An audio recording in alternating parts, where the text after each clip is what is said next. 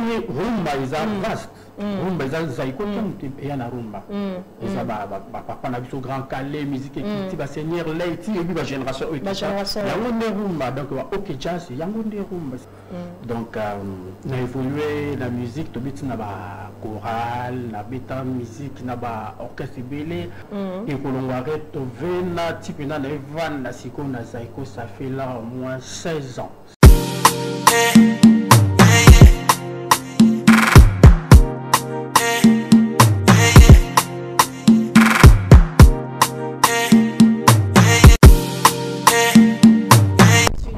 Comprenez que je suis en train de rester à mon invité sur ces plateaux de cette émission Sabah Show. Lui c'est Onésime, que je dis bonjour. Ah, bah, il faut plus laisser la langue. Bonjour. Alors, prenez place. Ah là là. Comprendre l'émission d'elle là. Ouais. Tu es déjà habitué, donc rien à dire, sinon ça va? Ouais, tout doucement, Dieu fait grâce. Ouais, et orchestre, Zaiko Langayanga, Yemoro, Vieux Bombas. Ouais, mouvement tout vraiment donc super en forme. Vieux Bombas, il y a Jussar, Jersey, donc ça vraiment toujours. Toujours. Toujours. Voilà. Merci beaucoup Onésime. Je vous rappelle que Onésime a fait partie à Zaiko Langa, Pembeni à Jossar Kalongo. En tout cas, il y a tous années sur ces plateaux. Tu rebêtes à moi solo et belé pour Abi. Côté Kunape, Vieux Bombas, Mtazo, gérer Sokoda, Kunape, pas moyen. Donc, je crois que Onésime, on a peu mieux placé. On va prendre bisous quand même de ma question. Mais sinon, programme, rendez-vous, Gila, ils auront toujours qu'à maintenir. Ouais, bon. À un moment donné, tout arrête pas qu'il va programme où il y a Mugila Gila. Donc, comme ceux qui ont besoin, ça va toujours pub, bruit, qui trouver ta Mugila Gila. Parce que tous en a préparatif, il y a l'album Nabiso. Donc, moi, vraiment, tout bêta chaque samedi, on a vraiment ça. Mais s'il y a des productions, à tout moment, tu les verras toujours à la télévision, tu annoncer que non, cette semaine, tu es à la place d'elle, quoi. Donc, c'est un peu ça. Donc, ils ont beaucoup. Maintenant, ils ont la continuité de non, Mugila Gila chaque samedi. Non. Tout dosage qui travaille dans le mois qu'on a dit que puis mais là on les a parlé. Donc on les a parlé donc c'est ça. Voilà, tu as dit que disque, mais parlons un peu de Onésime. Mais quand même, tu as solo à parcours, moi, juste en quelques minutes, parce que moi, c'est vrai que c'est la première fois qu'on a recevoir une émission à Sabah Show. Alors, tout le monde, qui est Onésime, en fait, un petit parcours en quelques minutes, ça nous fera plaisir dans cette émission Sabah Show. Merci beaucoup, maman. Donc, votre humble serviteur, Onésime, autrement dit, vos Gérard, papa, vous. Donc, on a évolué la musique, tout le monde a choral, la bêta musique, on a orchestre belé avec mes frères Guichatemo. Donc, tout évolué, mais carrière professionnelle, on a bien à Terra Isamera. C'est mon grand frère Rentovena et Kolongare Tovena, Tipena, Evan, la Siko, Nazaiko, ça fait là au moins 16 ans. 16 ans, donc 16 ans. Wow. Donc, 16 ans, c'est pas peu, hein? Allez-y comprendre. Donc, 16 ans, on a Zaiko, donc, moi, parcours, moi, parcours, voilà, parcours, ils ont vraiment mon laïté. Ils ont parce qu'on a la Zaiko, les yeux, ton, il y a tout 16 ans, c'est pas peu. Mais tu te sens à l'aise dans Zaiko, Langa, tout près à Jossar Kalongo? Vraiment très à l'aise. Ceux qui les osent reconnaître que nous sommes sur un plateau, donc quelque part, vous comprenez que non, donc ça va. Voilà. Alors, dans la carte Zaiko, tu as dû mettre combien de titres dans la carte il y a l'album? Donc, dans Zaiko, bon, mon Zaiko, tu as mis un disque, un plan d'armoire collectif, tu as une bande d'annonces, et puis tu as quoi là? Serve. Donc, on a signé un titre, Mokoïza Aïssa Loma. Vu que bon, moi, toujours mon corps sont moqués dans la Covid, du monde après tourner dans Bissau, il y a Bruxelles, tu es dans la Bossard, toujours qui malamment qui na Covid, et puis tu te dis déjà le clip na Bissau, na album na Bissau, il y a un moment ça qui moi contre temps. Donc c'est un peu ça, donc fidèle toi Zaiko, bah il que non, on va aller dans Ravogera, bah il que Aïssa Loma, donc artiste na bango tapete la bango na Zaiko. Voilà, mais est-ce que on dit que dans Zaiko langa vous avez plus fort dans générique que Barumba? C'est dû à quoi en fait? Non, surtout le fort na générique et rumba, non, c'est pas ça. La bamba souma. Mais sauf que rumba est vaste. Rumba est Zaiko et y en a rumba. Et ça papa na biso grand calais musique qui va seigneur Leiti et puis la génération. La génération. Il y a un rumba donc OK jazz, il y a un rumba ça les musiques na biso. Mais ce qu'on a kati ya rumba wana moto azana identité na yi. Parce que biso Zaiko to ya na ngo asuma kati ya rumba. C'est pas dire que nous sommes seulement forts, non. Rumba to beta uraba elote.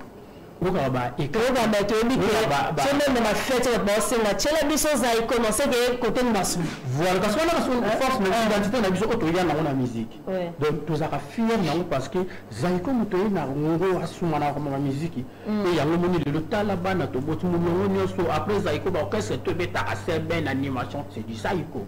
Vous comprenez? Donc moto en tant qu'artiste héroïe kuti rumba yo pour qui nous branche na yo bimela pour épée ça qui nous na yo pour le bela yo artiste musicien mais à produire ba jeune à bimisi na label na yidi bo ça la bo pas faire voyager bango parce que musique na biso et ça la toujours na force na non on apprend qu'il y a musique na chose fort mais biso moko to bomi yango na kibonga ça linka ke zana oye non que ça la musique ezala na niveau na ngo ko biso to sala bongo balinga kuna ba osangana tel kuna basangani ba pesi force bato ko yoka bango plus mais la musique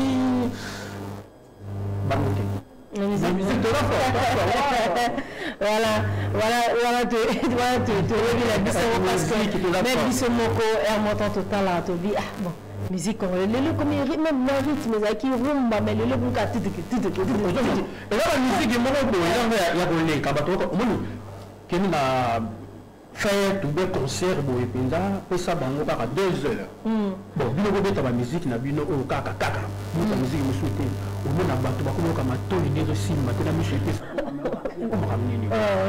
c'est ce que rumba na biso pene mona makamutsu et vandi na place na ngola sima ba kolo makambango de biso ko pesa biso 7 heures comment na bato ba na concert minuit 8 heures mais bato bazaba obila ba osete là parce que ça bien mais la musique monsieur Zagaka il c'est vraiment 30 minutes moka ka moi stress il y a tant de lo ba ne chamo makelele kaka mais les acteurs na avanda ko ibena avanda ibena yo ka musique non il est fort juste bolingo ezala tolingana tosangisa bakoni epele ka moto pena ya monene et puis simalango voilà mais on estime les lots to placer na génération baza ba génération tout génération tout c'est-à-dire maintenant quand même dans la génération la troisième génération la bita de la Zaiko troisième génération la quatrième génération nazali de partout aux ali pourquoi Zaiko non Zaiko c'est orchestre 52 ans parce que limité que Zaiko a suka na 80 Zaiko suki na 90 non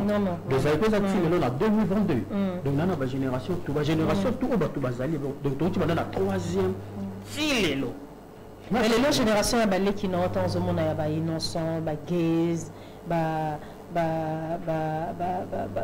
les qui n'ont parce que y a troisième génération les qui n'ont pas la cinquième génération ce peut sixième plaisir ce peut septième la musique tu t'es dit quoi que les qui va venir et que musique n'a bon ok c'est musique il y a venir tout parce que bango plus pe musique na bango ba sala ba landi na bango le rythme ouais ba titi ba R&B ba hip hop ba afrobeat en fait baza vraiment trop na ba rumba ti ouais donc na kotala bango nyonso wana ba jeune o nyonso ba bino beta musique wana oyo tozolo beza sala mo makambo na ngona ndenge na ngona pour le moment baza vraiment baza na ba talent vraiment bango tout ndenge baza na ba inos bi bato totangi donc bango tout bazana batala na linara bango mingi mais juste ba comprendre biso ba aimer to ça le rôle la net to kotisa moi makamba mike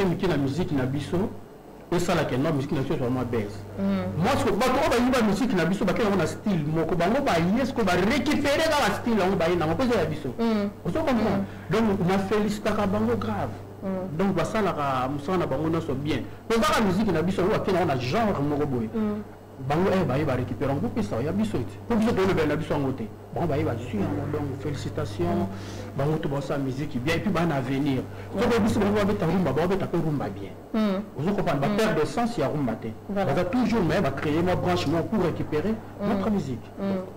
Mais les lots Onésime, ceux qui les lots battus ministre de la culture et des arts, ni nous courons ça là, à part ni nous courons y en a un plus nous courons y en a un côté d'artiste.